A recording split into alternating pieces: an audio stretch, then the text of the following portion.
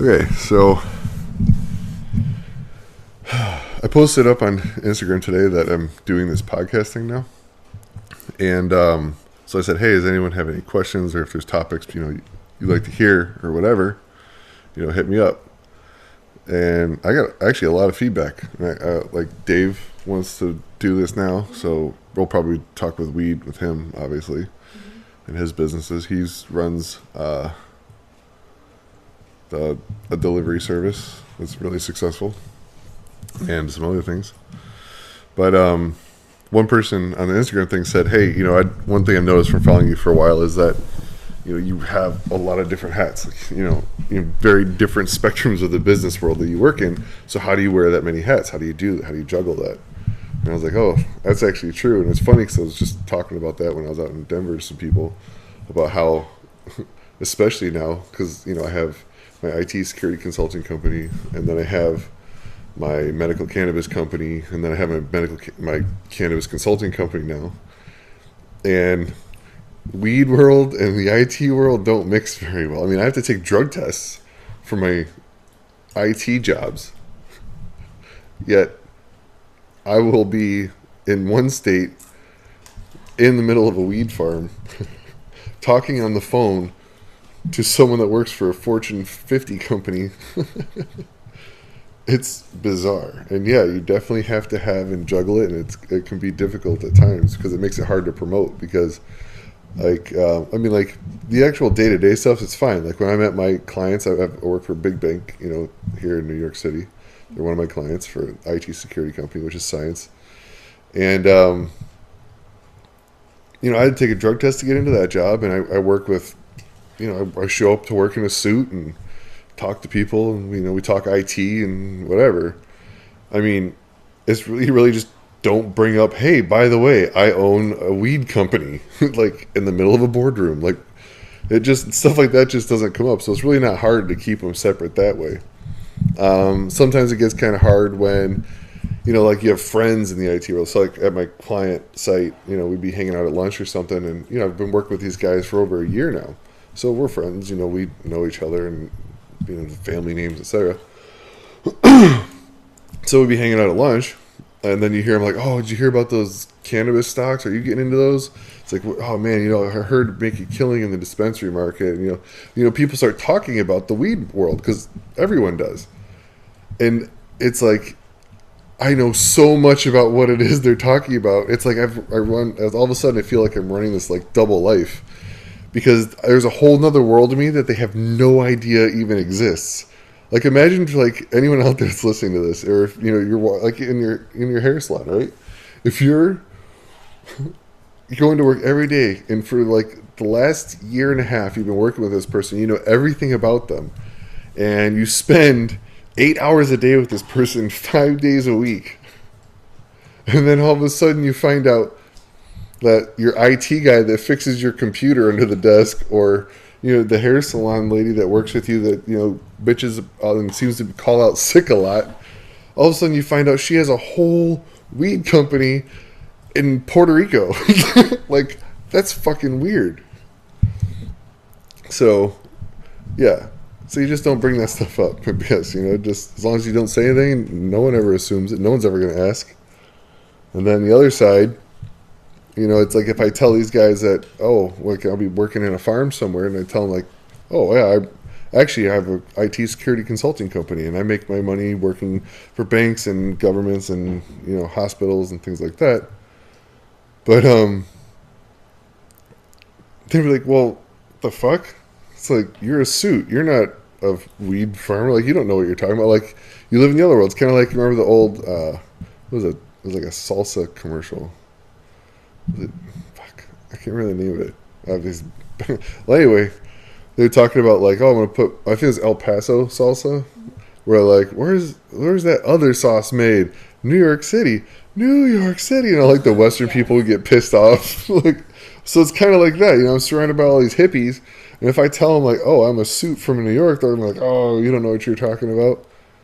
But not it's obviously not as much if they find out it's not really that big of a deal, so it doesn't work that much. But the biggest problem about having two different or more than that simultaneous businesses is that I can't use them to leverage each other. So I can't promote like, hey, look, not only do I run an IT security consulting company, but that same company, we, besides just doing product services, we actually own and run an entire pharmaceutical line.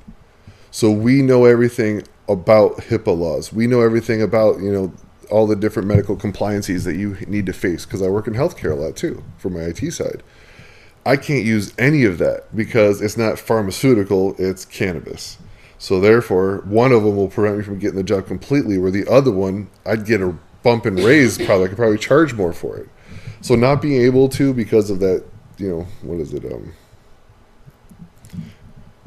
It's almost like the cannabis business is a derogatory word now, but you just can't. It just sucks that you can't use all your work to push yourself forward. It's a pain. So from that side, it sucks. And then you have the other hat, which is, family life. Like for my kids, my daughter, she's old enough, she's 7, so she understands that I have an IT company. She understands that I work for myself but she knows I do something, because Caribbean Green has definitely been a part of her life for the last 2 years, 3 years.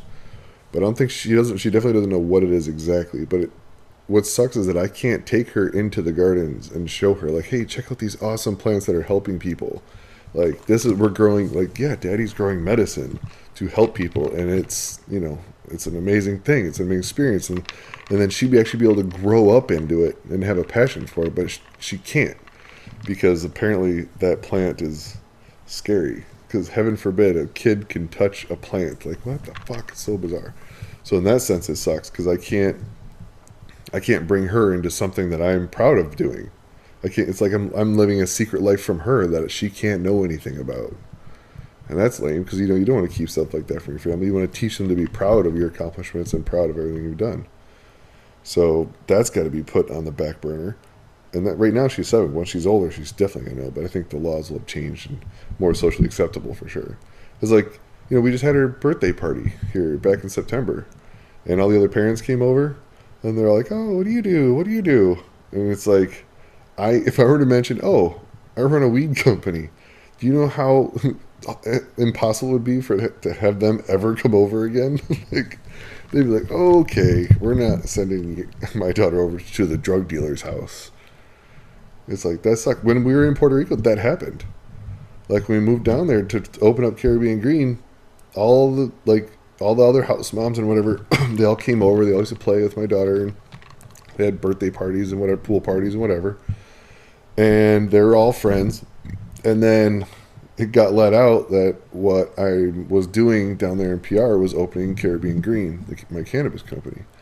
And as soon as they did, my daughter's friends dried up so fast.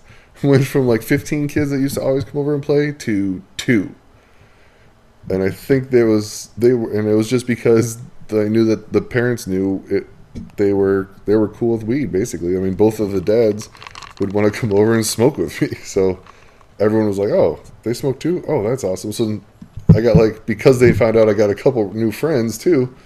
But from my daughter's perspective, that sucks. Like, she just lost a bunch of her friends and she has no idea why. So that always sucks. But so I guess overall, wearing multiple hats, it can be a juggle, but I doubt too many people work in this far of a stretch of job realms.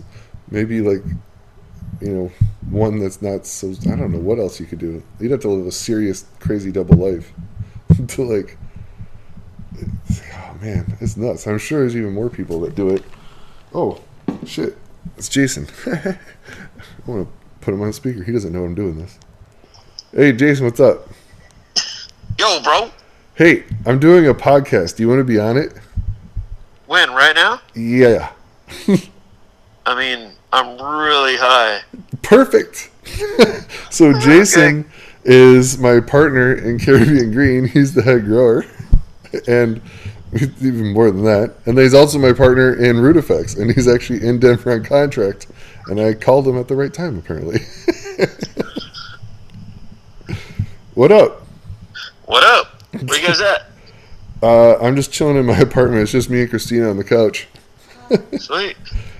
Yeah, so I was talking about what it's like. Someone asked a question about how what it's like wearing multiple hats. Having multiple different types of jobs.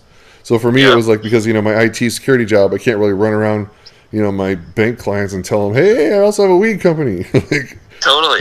And then from and vice versa. And then I also started talking about how the other hat is being a dad, and I can't really I can't tell my daughter exactly what I'm doing and what all the things are, because all kinds of shit stems from that. And and then when we were in Palmas, how she lost a bunch of friends instantly as soon as they found out that I was opening Caribbean Green. Yeah. Yeah, dude, I totally agree with you. I mean, it's like playing Halloween every single day. Like, we love to dress up for Halloween. We love to be crazy scary. But when it's time to go down to work, it's like, can't really play that role anymore, bro. But we can live our dreams. Yeah. Yep. Yeah. So what up, bro? So what's going on? So I called you earlier because I was like, hey, I'm doing this podcast thing. I just spun it up. Christina is my number one listener. What's up, Christina? Hi, how are you? I think she's the only listener right now. But yeah, so I just thought it'd be kind of fun to talk about random stuff, and I know a lot of people want to know about the cannabis industry, and there's a lot we can tell for sure. I mean, obviously we don't want to say everything right now. Well, yeah, but I will say this. I mean, we do travel the world growing weed and distributing it in a legal manner, of course. But we're very well diverse, right? Yeah. Yep. So when we were building, kind of stem off where I left before. So when we were building Caribbean Green, you were I moved to Puerto Rico, but you flew back and forth like every other week for months. Yeah.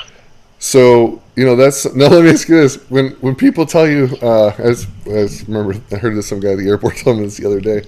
So whenever you tell people, you work with weed or whatever, and their instant reaction is, "Oh, you must be loaded. You must be making so much money."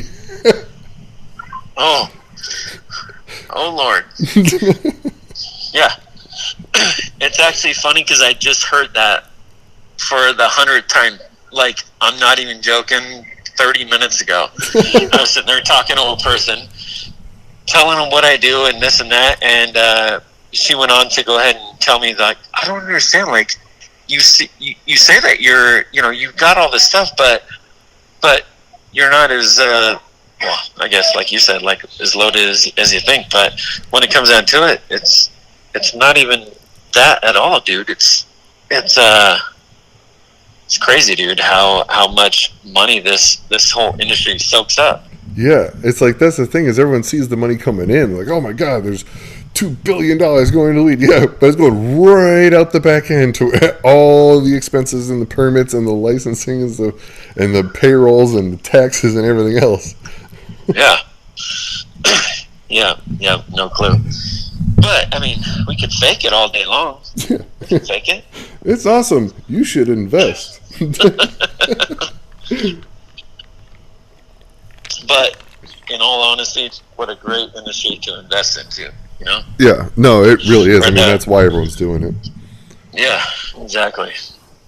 It's like the fucking Prohibition days. Like, take the old school Prohibition days, take those old school, like, hustlers back then. Like, they were killing it. Everybody else is, the whole industry is going crazy. And then what? That's exactly the way it is now. Yep, that's right. We're headed for sure. Yep. So, so a little bit of background on Jason. So Jason is my business partner in two of the companies, Caribbean Green and Root Effects, the consulting company and the weed company in Puerto Rico. But I actually, and it's funny, is Jason's the whole reason I'm in weed in any way, shape, or form. It's all his fault. What? Actually, I was just talking about this with Chantel when we were back at at the fucking storage unit thing when I was cleaning up stuff. I was yeah, thanks for the chairs, by the way. Oh yeah, no worries. Yeah, of course. Yeah, cool. But like I took out, Sick. I was throwing away a box of nutrients. It was like some pH down, some CalMag, and some stuff. Oh my god, how old is that shit? Dude, it's so bad. And I looked at Christina and I was like, you have no idea the significance of these nutrients. Like, it's because of this box that everything in my life in the last 3 years has led up to where I am right now. Right? It's so fucking weird. I want to learn how to grow weed. Yeah. Cool. Will it all fit in the back of my Mercedes? Yep.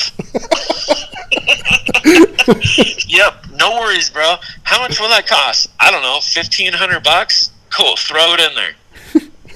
That's pretty much how it went. Yep. That's how I met Jason. And then I met Jason's wife and his daughter that same day. She was coming in and she had like your daughter in that car carrier. Dude, that's so fucking trippy. Yeah. And, it is crazy. And then you gave me your recipe, showed me how to build my little one lighter in my garage. My one lighter that I grew 12 plants under. You know what's crazy is that when you walked in for the first day, I was like, "Who the fuck is this guy? He's fucking lead singer for fucking Slayer, or he's got to be something with Slayer." You come rolling in, you're all, "What's up?" I'm all, "What up, bro?"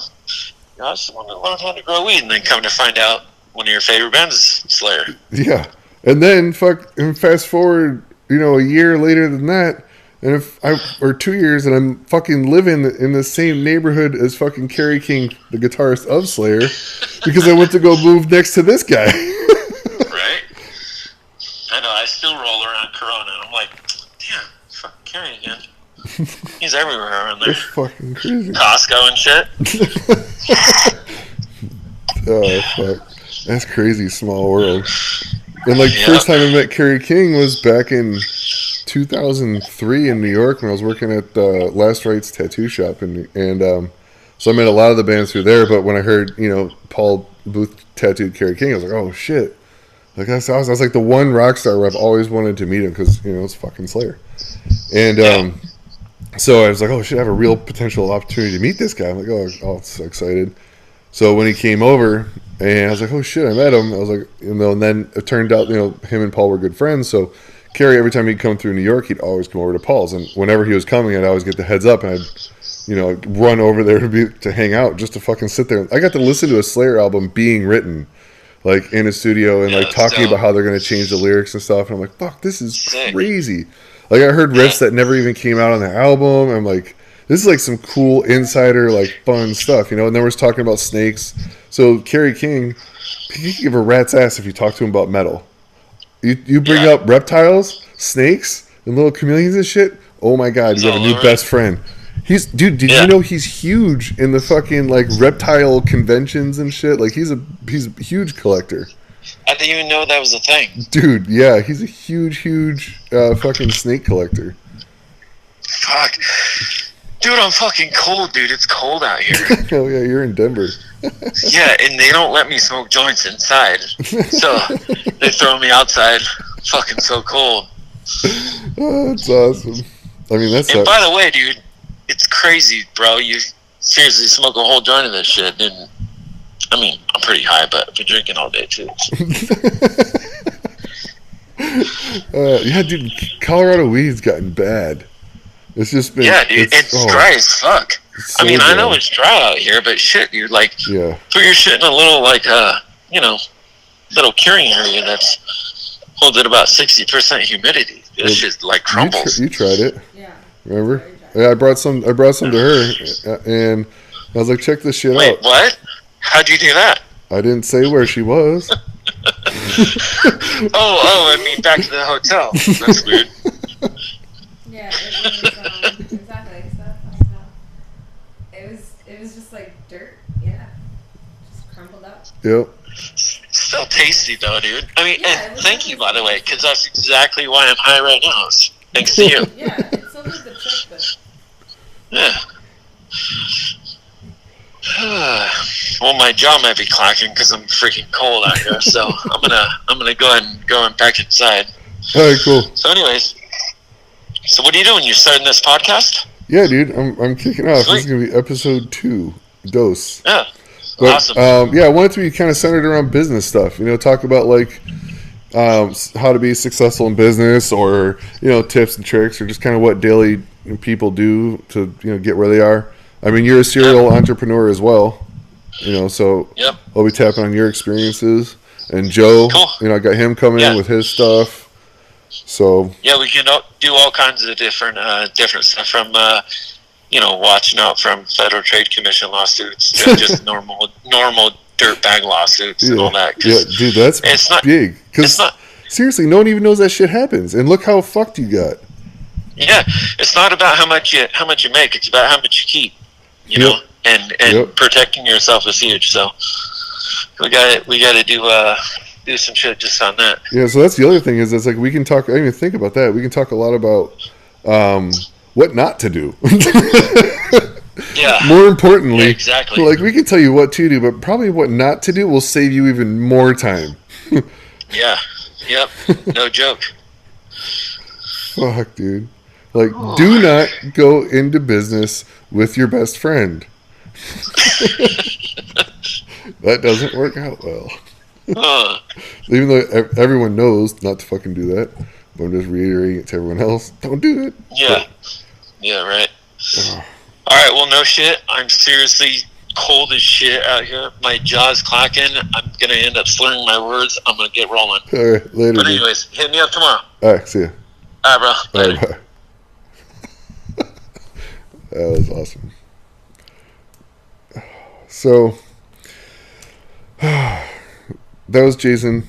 He's actually out working on contract, one of our first clients from Root Effects. So that's pretty awesome. So, always hustling. I mean, that dude's out there for 3 weeks straight now. That's what we're doing, though. That's how you build up a business. So, I think that's enough for tonight. I am starting to get the munchies, and I'm out of here. So, thanks, guys. See you later. Bye.